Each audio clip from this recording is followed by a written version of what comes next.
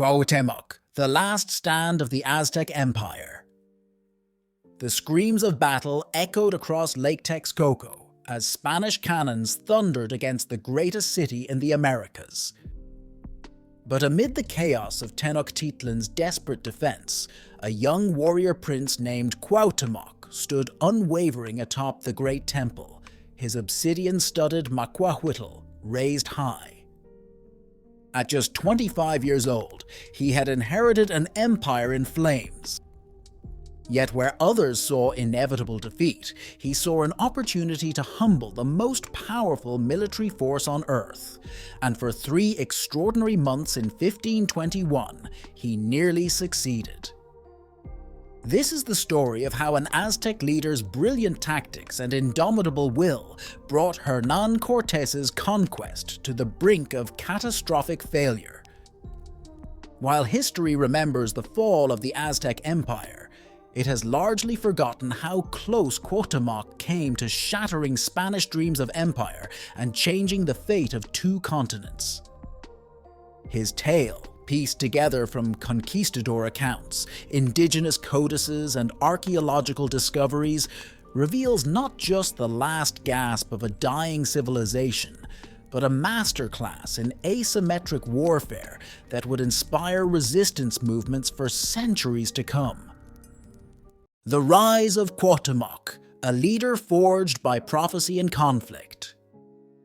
On a moonless night in 1495, the priests of Tenochtitlan huddled around a newborn prince, their obsidian blades glinting in torchlight as they examined the celestial signs of his birth.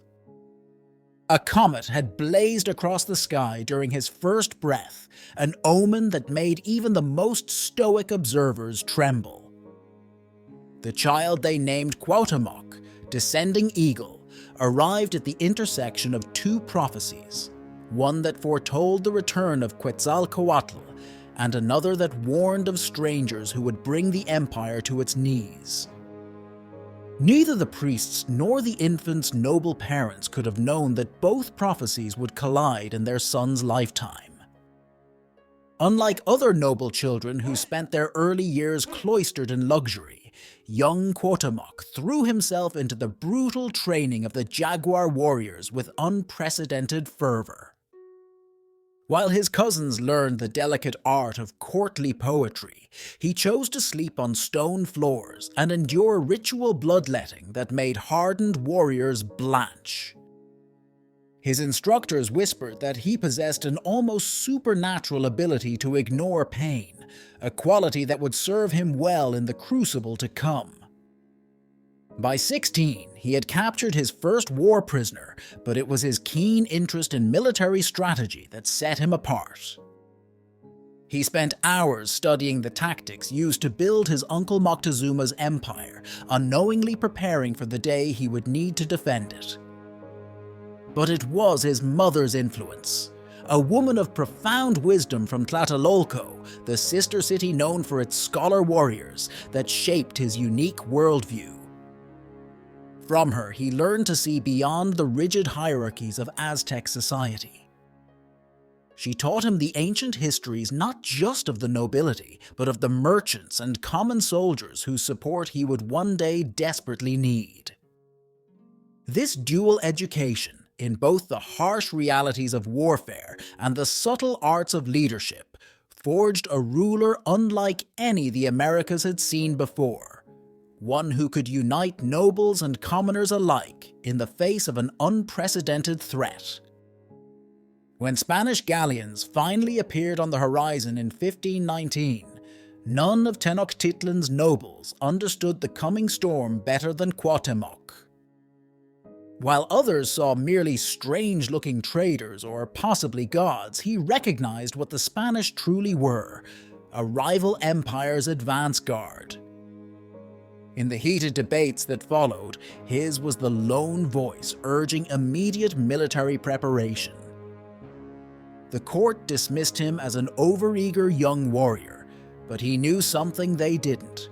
He had secretly interviewed survivors of Spanish expeditions to the Yucatan, learning of their steel swords, their terrible diseases, and most importantly, their weaknesses.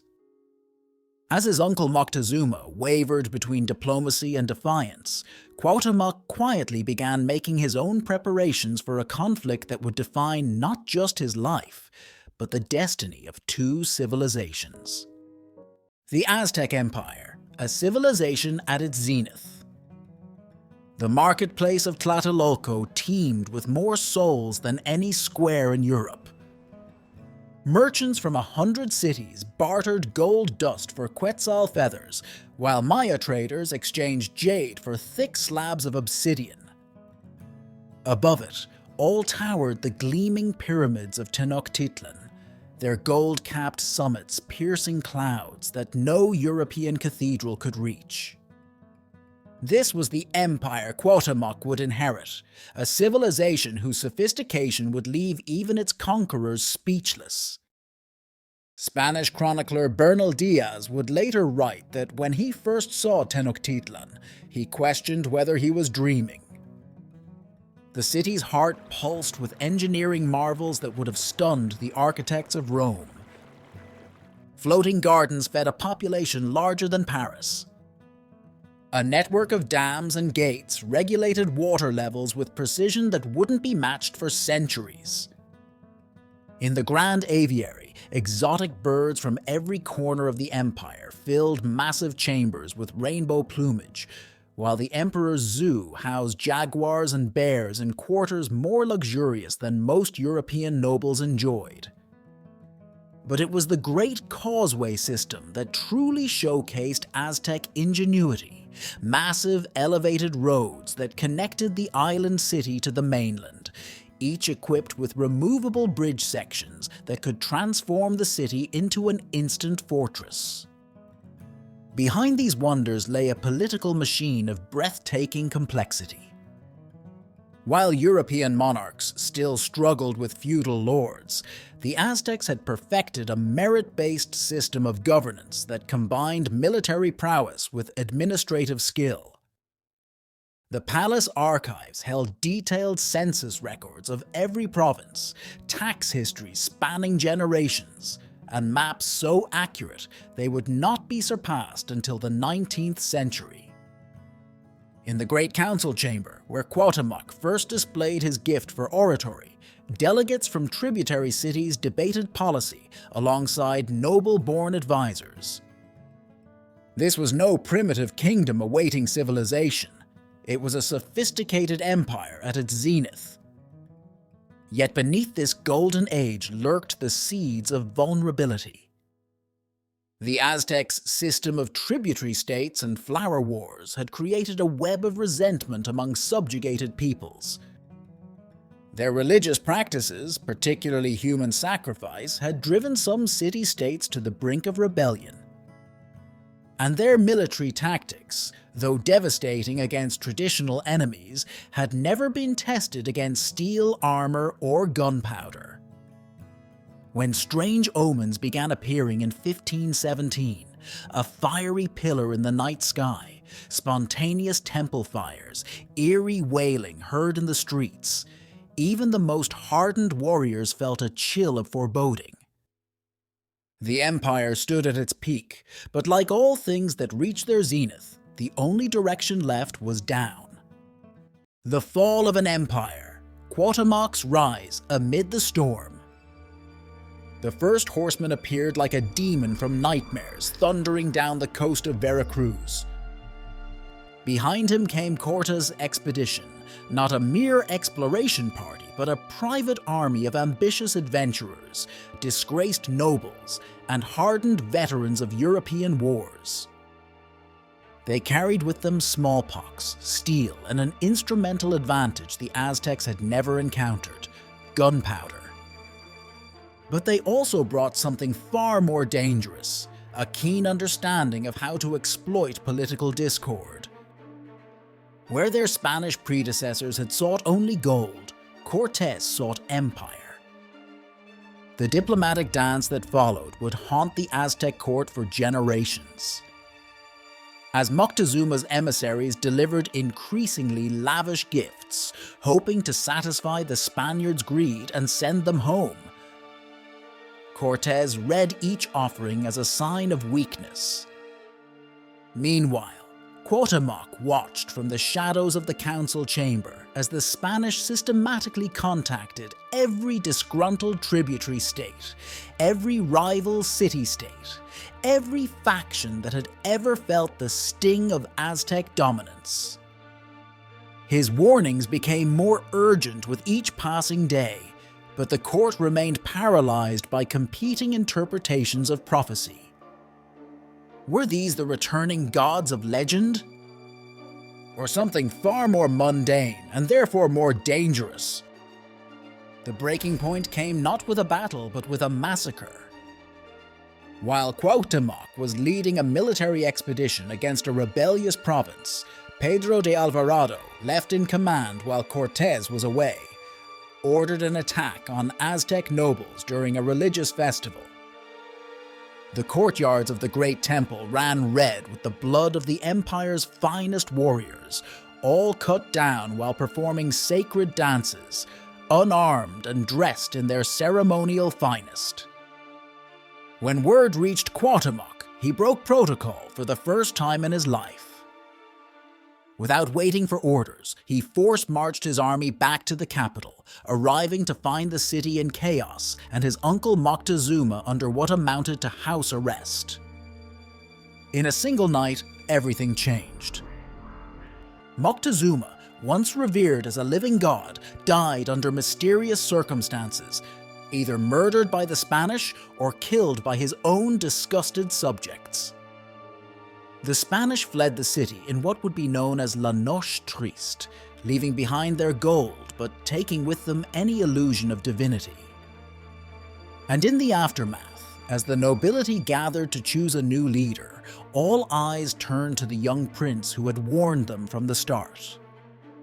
At 25 years old, Cuauhtemoc was named Huey Tlatoani, Supreme Speaker of an empire facing its greatest crisis. His first act was to order the city's bridges raised. His second was to begin preparations for a siege that would become legendary.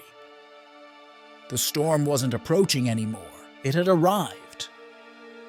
And Cuauhtemoc would meet it with a ferocity that would shake the foundations of Spanish ambition in the New World. The eagle takes flight, Cuauhtemoc's ingenious defense of Tenochtitlan. The Spanish returned to find a transformed city. Where Moctezuma's passive court once stood, they faced a military machine honed by Cuauhtemoc's reforms. Each causeway had become a death trap, studded with hidden underwater stakes and defended by mobile units of canoe warriors who could strike and vanish into a maze of waterways. The young emperor had turned Tenochtitlan's geography, previously considered its greatest weakness, into an unprecedented defensive advantage.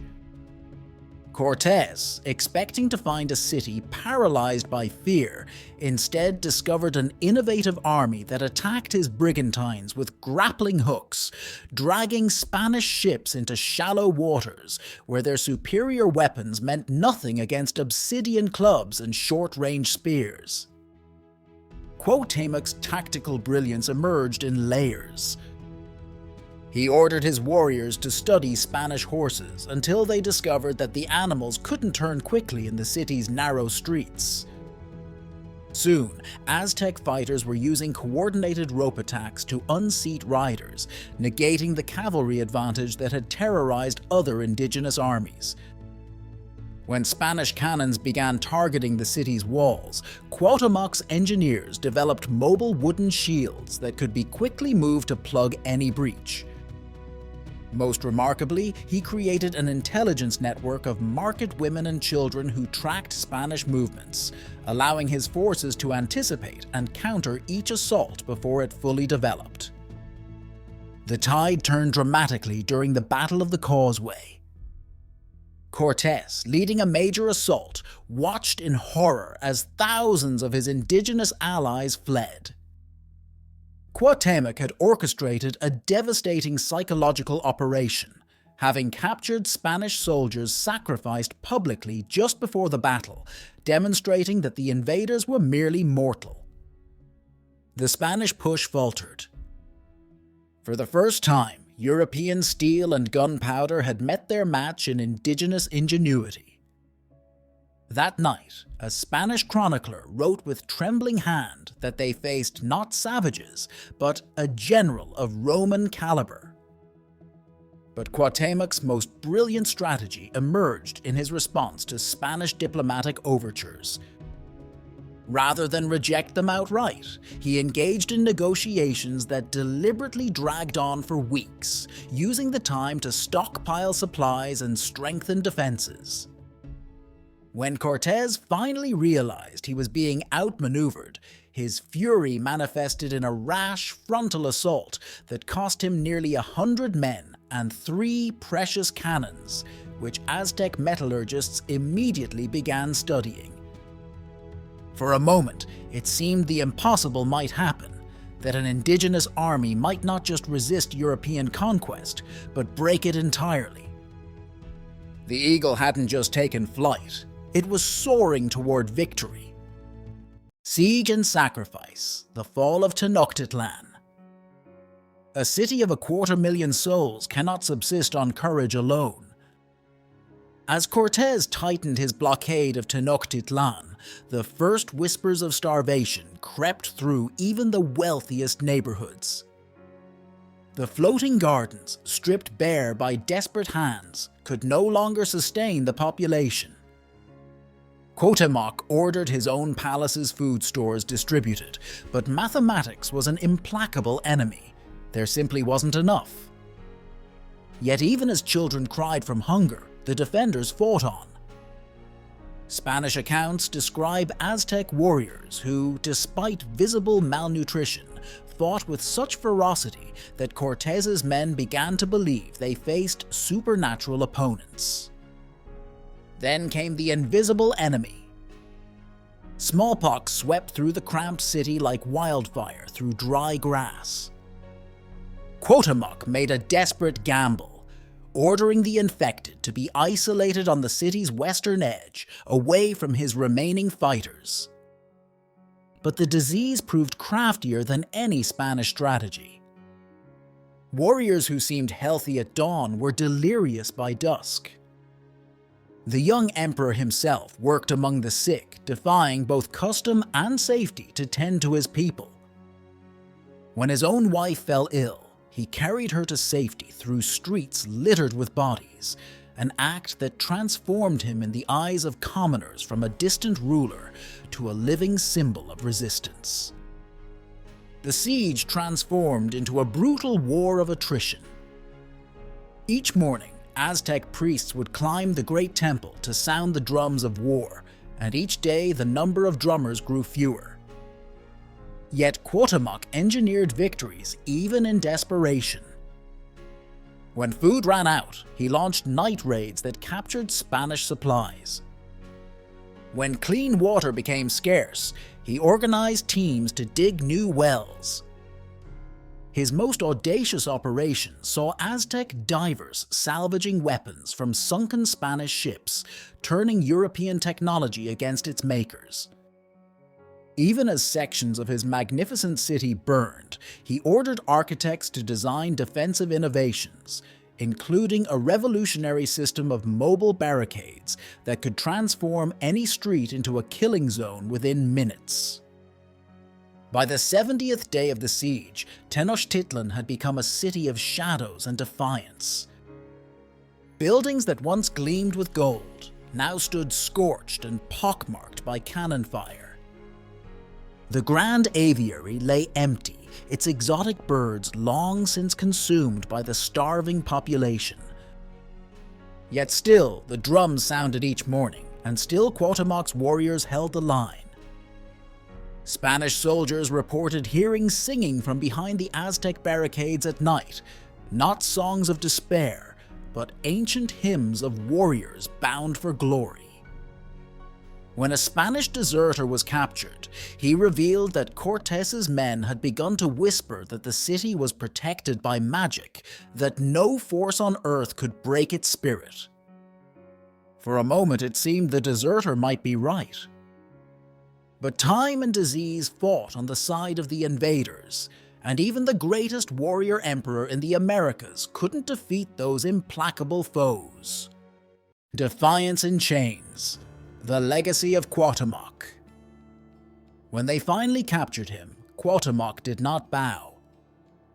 Standing in his war canoe, surrounded by Spanish ships on Lake Texcoco, he stared directly at Cortés and spoke words that would echo through centuries. "I have done what I could to defend my people. Deal with me as you wish." The Spanish soldiers, expecting to find a broken savage, instead faced a regal figure whose bearing made their own commander appear common by comparison. Even in defeat, he carried himself with such dignity that hardened conquistadors found themselves instinctively stepping back to clear his path. The Spanish occupation of Tenochtitlan quickly devolved into a frenzy of looting, but Cuauhtémoc's presence proved more valuable than gold. His quiet authority prevented mass suicides among the surviving Aztecs and kept the peace in ways that Spanish weapons couldn't. This power over his people terrified Cortés. When whispers of an uprising reached Spanish ears, they subjected their royal prisoner to torture, burning his feet with oil while demanding to know the location of supposedly hidden treasures. What followed became legend. As a nobleman broke under the torture and looked to Cuauhtemoc for permission to confess, the emperor asked quietly, "Am I taking my pleasure in my bath?" The nobleman fell silent, shamed by his leader's steel resolve. Cuauhtémoc's final act of defiance came not through violence but through preservation. In the 4 years between his capture and execution, he worked tirelessly to protect Aztec cultural knowledge. Through a network of scribes and former priests, he secretly organized the recording of his people's history, science, and traditions. These codices, hidden from Spanish authorities, would preserve crucial knowledge of Aztec medicine, astronomy, and engineering. Even as Cortés paraded him through conquered territories as a symbol of Spanish triumph, Cuauhtemoc was ensuring his civilization's legacy would survive. The end came in 1525, deep in the rainforests of Honduras. Cortés, plagued by paranoia about a possible rebellion, ordered Cuauhtémoc's execution on questionable charges of conspiracy. The last emperor of the Aztecs faced his death as he had faced all things, with unflinching courage. His final words, spoken not to his executioners but to the gathered indigenous witnesses, became a rallying cry for centuries of resistance. "My only crime was defending my people and my world." As the Spanish tightened the noose, witnesses reported seeing a great eagle soar overhead, a sign that even in death Cuauhtemoc remained undefeated in spirit. His body was lost to history, but his legacy of resistance would inspire generations of freedom fighters across the Americas, transforming a story of defeat into an eternal symbol of defiance against impossible odds. The eternal legacy of Cuauhtemoc. Centuries after Cuauhtémoc's execution, archaeologists working beneath Mexico City's bustling streets uncovered something extraordinary. Buried in the foundations of an old colonial church, they found a jade disc bearing the symbol of an eagle in descent, his personal emblem. The discovery sparked a revolution in our understanding of the last Aztec emperor. Ground-penetrating radar revealed that many of his innovative defensive structures still lay preserved beneath the modern city, their sophisticated engineering now studied by military historians who rank his tactical genius alongside Alexander and Napoleon. The causeways he transformed into death traps for Spanish cavalry still form the skeletal structure of Mexico City's main thoroughfares. But perhaps the most remarkable testament to Cuauhtémoc's legacy lives on in the genetic and cultural heritage of modern Mexico. Recent DNA studies have revealed that his secret efforts to preserve his people succeeded beyond imagination. An estimated 25 million modern Mexicans carry Aztec genetic markers. The codices he fought to protect have proven invaluable to modern science, with Aztec botanical knowledge leading to breakthroughs in contemporary medicine. His final defiant words, "My only crime was defending my people and my world," are now engraved on monuments across Latin America, from rebel camps in Chiapas to government buildings in Mexico City. The eagle, it seems, never truly descended. It simply changed form, soaring through time to inspire new generations with the power of resistance against overwhelming odds. In the end, Cuauhtemoc achieved something greater than military victory. He transformed what could have been a simple story of conquest into an eternal reminder that empires, no matter how powerful, can be humbled by the courage of those they seek to subjugate. As climate change threatens our coastlines and superpowers rattle their technological sabers, his innovative defensive strategies and unwavering resolve offer surprisingly relevant lessons for the modern world. The last Aztec emperor, who dared to challenge the mightiest military force of his age, reminds us that in the face of seemingly insurmountable odds, the human spirit remains unconquerable. His story, once buried beneath centuries of colonial history, now rises like an eagle ascending rather than descending, a symbol not of defeat, but of eternal resistance.